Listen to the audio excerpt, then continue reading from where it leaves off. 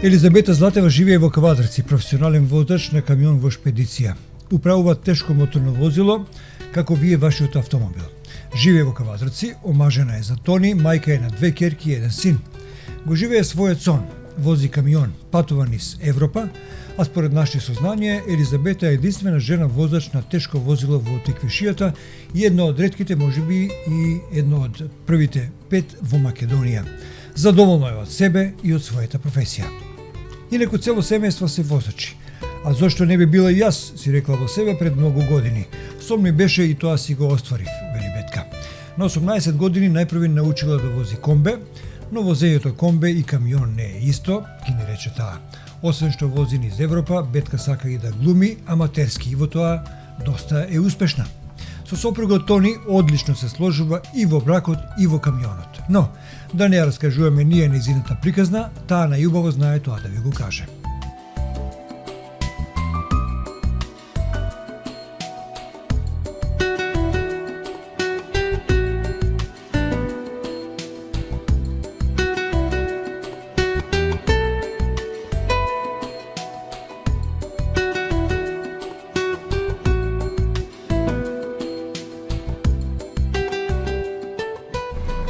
Возењето камион не е многу тешка работа,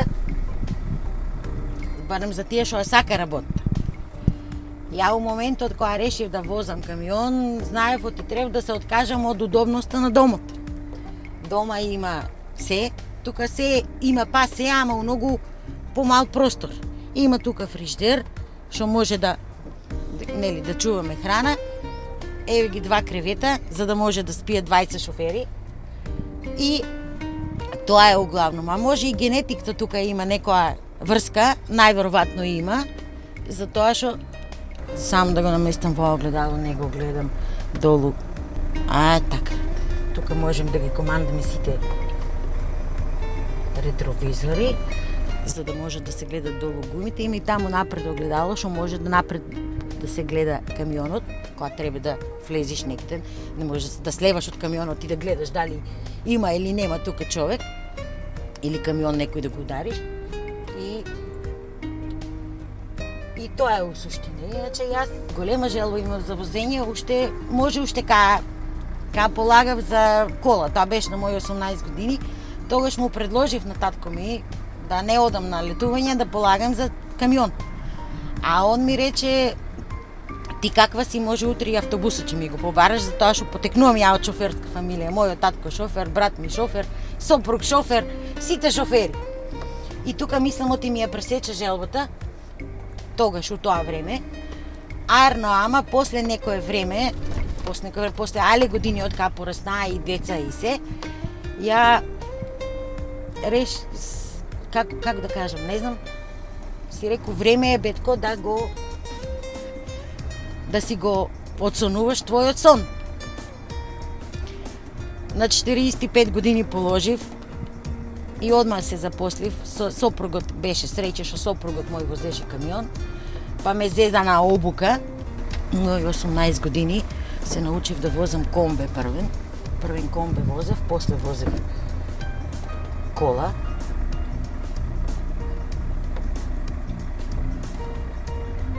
Не знам, првиот пат кога седнав во вакво големо возило да возам камион ми беше, го зема вака воланот и го влечам на кај мене. Сопругот чита весник таму на тоа седиште и ме праша кај ќе го носиш воланот. У Квадрци ли? А тоа беше некаде во Србија, кај Ниш, кај Патарин. Малку опушти се, не ти е прв пат да возиш. И така, тоа ми беа првите 3 сати у возењето. После више, кога требаше дојде Хрватска наред да возам, Хрватска е цета рамна, има многу убав автопат. Возев таму, си правам муабет со камионот кога ќе седнам, кој кого ќе го слуша, дали он мене или ја него, и секогаш се договараме, оти он треба да ме слуша мене. И тоа беше Хрватска, второто мое возење, значи го зборувам. После више се беше, полесно ми беше. Не оти сега не ми е секогаш кога ќе седнам на камионот првен да видам како беше, што беше, меѓутоа сега малку е полесно. Цела Европа, не сум била у Полска, не сум била у Португалија, иначе земјите Франција, значи патот до Франција. Тука се нели Хрватска, Словенија, Италија, Франција, у Шпанија сум била, Белгија, Холандија, Германија, у Аустрија, у Полска не сум била само. И у Португалија не сум била. Иначе цела Европа така налага работа, може у една прилика имам 14 земји поминато на една тура. Значи патуваме од Македонија до Франција, па не прете у Шпанија, па од Шпанија за Белгија, па од Белгија за Холандија, па преку Германија, Чешка, Словачка, Маđарска, за Бугарија беме, Румунија, Бугарија, кога си дојдов дома 14 земји избројав на рака колку сум ја брза и колку сум шетана. Добро, Бетка, немаш ли психолошки страх за тоа дека си натркала цело време и дека треба да патуваш некаде? Нема ли страх од далечини? Страх од далечини не. Значи мене ме воодушевува далечини. А страв нормално.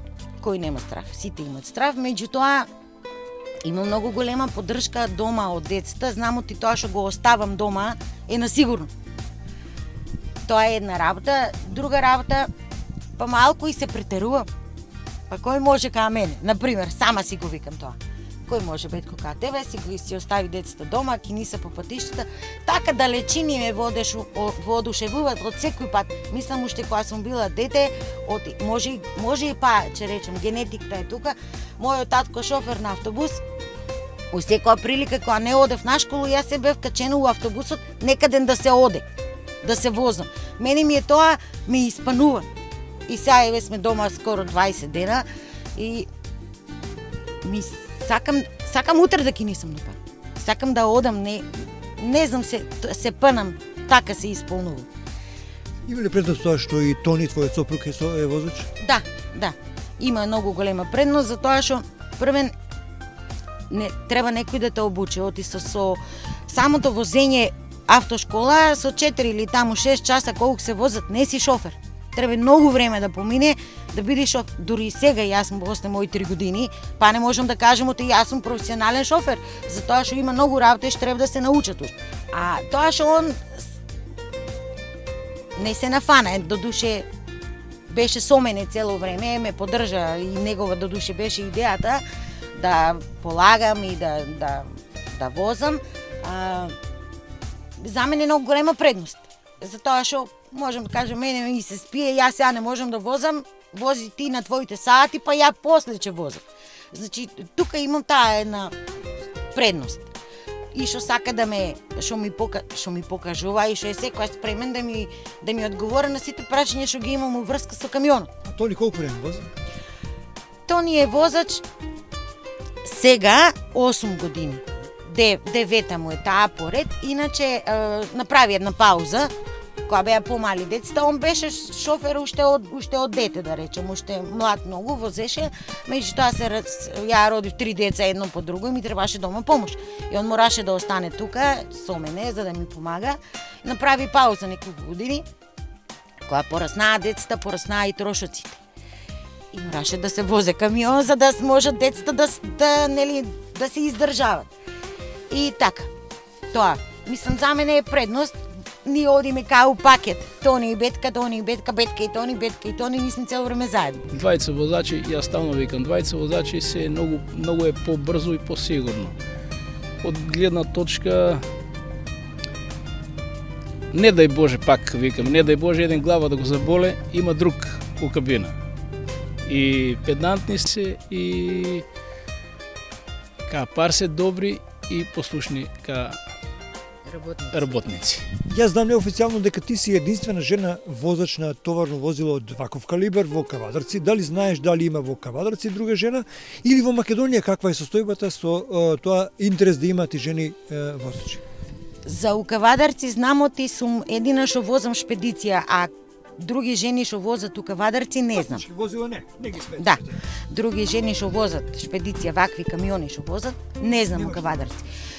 За у Македонија знам една жена, а гледам по тоа на на Фејсбук една битолчанка, ама не знам дали живее у Македонија или е само македонка што живее некаде у Шведска, оти најчесто ја гледам таму. Може да живее таму, затоа што у Европа не е не е ништо чудно да жена возе камион. Таму возат многу жени и многу е нормално и секаде кај што одам да однесам документи или да земам некои документи или да прашам, луѓето ме гледат најнормално. Никој не се чуди, може тука на нашата граница сам да со што да одима ти? Со овие камион. Ти го возиш камион? Де бре човече, женце качија на месечинта па камион се возил. Тука му е само малку чудно, а иначе горе по Европа тоа не е. Не е многу чудно, иначе има многу жени, стварно има многу жени. У Италија има, мислам, од 90% од цистерните, жените ги возат. Дали си имала непријатности во текот на возењето? Знаеш ли јазици? Колку ти помагаат тие во нормална комуникација? Вака, јас јазик знам англиски и најчесто на англиски се разбирам, затоа што цела Европа знае англиски. И тука немам проблем со околу тоа да се разберам. Ако они некои не знаат англиски, ќе најдат некој што треба да што знае англиски, оти јас само англиски знам да зборувам и така. Непријатности не сум имала. Еднаш случаи некои. Така, еднаш у Италија има еден дел таму кај што едно 80 километра кај што има две ленти и забрането е да се притицува, да се поминуваат возила, како се вика, не знам. И беше така теено, ја гледам по ретровизорите, нема никој околу мене, еден камион пред мене возе 80, мен ме нервира и ја го поминав. А има забрана. Полицајската кола била позад мене, ја го поминав камионот, мене полицијата ме помина. И ми исклучи на првиот исклучок и мене почна да се тресам, дај документи, ленти извадиме. Извадив од тук се вадат лентите да кај што се гледа времето на шоферот за возење. Дај документи за робата, документи за камионот и ми вика 303 полицајци беа 320 евра казна. И ја кам немам 320 евра. 320 евра се 2 плати мои. Ми ги зе документите, си седна таму у колата пред мене, јас застанав пред камионот, си ја фанав главата вака, испадна и сопругот од камионот, Тони, и вика, што се нервираш сега, че платиме, не си прва, што си казната, значи ни казнуваат цело време, таква ни е работа и се. И он расправа со раците. И ја, како бев наведена, вака и гледам, и они вака гледат, се вртат. Му викам, но Тони, повтори го истото, ама вака мафта и со раците малку да одглуми ме као да ме караш ти мене. И он истото ми го повтори. И дојде полицајецот, ми вика, друг пат да не претицуиш, као, и ми ги врати документите и не ме казна. Тоа е, иначе, у Бугарија, кога одеме порно, сега не сум била поскоро у Бугарија. У Бугарија, па таму имат една служба, не знам, агенција, не знам как се вика, кај нас ги викат, не ми ни текнува сега, тие ти викат добар ден, дај му 10 евра и пријатно. Сега се случува, влевам ја у Софија, има забрана, беше пред Великден, има забрана за тешки товарни возила од 4 сато до 10 сат вечерта. Ни мора да стигнеме на истовар и ја возам. И ме застанува полиција и вик, ти прочита ли забрана оти има? Викам, прочитав, ама колегата намо ме сопре на Ботевград и ми каже, оти може да поминувам, јас свежо возам. Вика, и какво караш себе? Салами му викам за Камарко. Дај документите, му ги дадов документите. Ајде, карај сега и аз ќе кажа на сите да не те сопират. И така ме помина, ни беме замрзнато товарени, тука се издутнаве. У прв момент, кога ќе ме застане полиција, се плашам, ама после, што е нормално. Ама после одма тоа ми излева, го губам стравот и секогаш гледам на позитивната страна. Па на крај да бидеме здрави и живи, вредни сме, че уработиме, че платиме казната. Може би причина за тоа е твојата втора пасија, глумата. Ти си во нашите лакарди на пајата присутна и воопшто во аматерскиот глумачки позив или повик. Каде шоферлокот со глумата најде спој? Не знам. Јарец сум у хороскоп, а јарците се многу силни ка знаци. Родена сум на Василица, значи за да бидам силна. И мислам оти се што сакам да направам, пробувам да го направам. Да си ги одсонувам моите соништа, сакав да пробам глума, се пробав и таму сум дел од таа аматерската екипа, која имам време, која сум дома, сум со нив, се дружиме и така. Исто сум увешта жена, кај што се готве, кај што се спремат маси, кај што се Те бива и за готвење. Така викат. Викат, тие што пробале, викат. Па и вие имате пробано, пеши и правеме, така. И така, знаеш како така го разбрав животот. Имам 3 деца, не можам да му кажам ојте си по патот ако ја не одам по мојот пат. Значи морам да му кажам деца, сакам да ги научам децата, ја му родив крила, они треба да научат да летат, да си ги следат со ништата, па без разлика каде и што треба да прават. Значи, имам син кој 19,5 години и му викам, напиј се, нека те боле главата утре, да знаеш да пробаш. Ако не можеш да ги чуваш у стаклено звон. Ако ја само му кажувам, а не правам ништо не сум направила. Ја така го разбрав ја животот. И така и го живеам. Браво. Ти живееш некој американски сон во Македонија. Ние се уште сме патриархално воспитани и многу тешко се решаваме на ова што ти го правиш и добро е да го правиш тоа со успех. Затоа ја правиме оваа емисија со некоја порака дека секој треба да го остварува својот сон. Да. Ти го живееш твојот сон и релативно млада си сега. До кога ќе возиш, Метка? Додека ме држи здравието, а здрава сум, не знам, не сум размислувала за тоа до кога сакам да возам. Можам у секој момент да кажам, не сакам више да возам и да останам дома, можам и да, не знам, не сум размислувала за тоа, мислам што и да кажам ќе биде. Читам на камионите Евро 6, веројатно со овие со многу мала емисија на штетни гасови во атмосферата. Ова го поврзувам со твојот работодавец. Тој многу убаво каже и во 5 минути всушност ја кажа поентата на овој занает.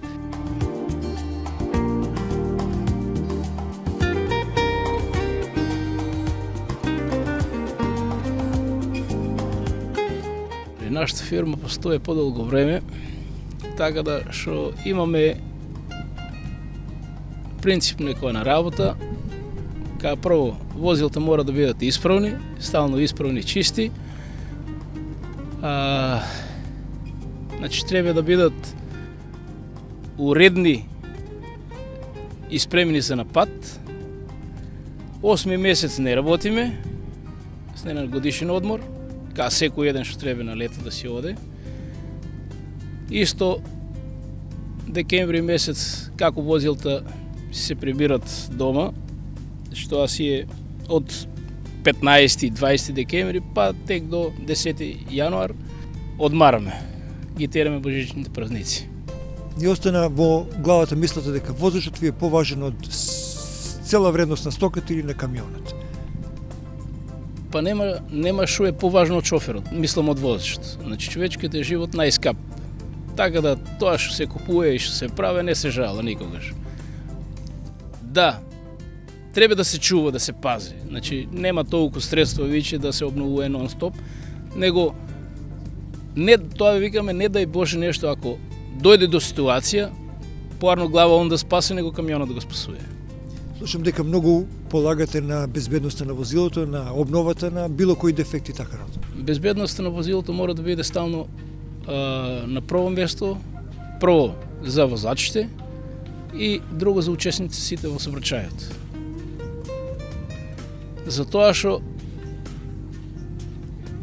едно неисправно возило може да направи голема катастрофа. Значи, безброј жртви може да бидат. Мора да биде возилото стално исправно, значи тоа му е кажано на возачите на сите, си знаат. Значи, како се иде од пат, мора да биде пријавено нешто што има осетено на возилото, што има недостаток на возилото.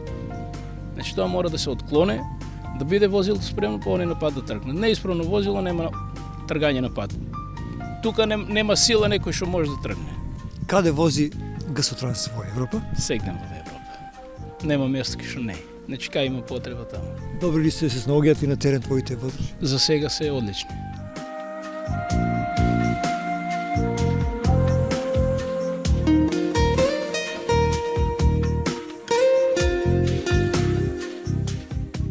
Кажи ни, дали си ти задоволна од тоа што си овде ангажирана? Да.